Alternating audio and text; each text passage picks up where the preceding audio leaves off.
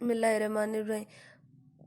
Permission and give them their doer according to what is fair, neither committing fornication, nor taking secret paramours, and if after they are married they commit adultery, they shall have half the punishment prescribed from a free woman. This is for those of you who fear lest and should fall into sin, but that it is better for you to practice self restraint.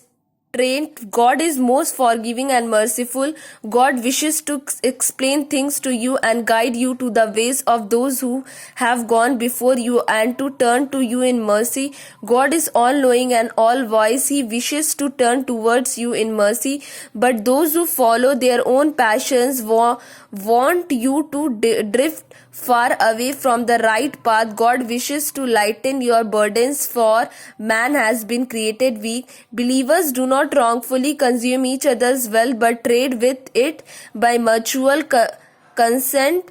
Do not kill one another, for God is most merciful to you. If anyone does these things through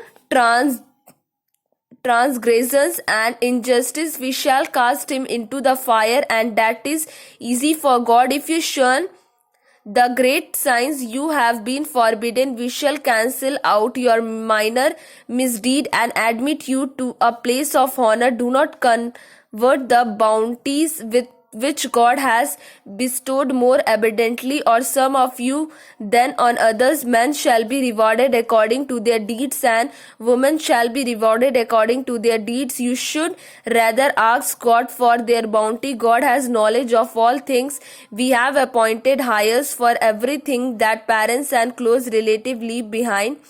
As for those with whom you have entered into agreements, let him too have their due. God is witnesses to all things. Men are protectors of women because God has made some of them exile from others, and because they spend their wealth on them. So virtuous women are obedient and guard in the husband's absence. What God?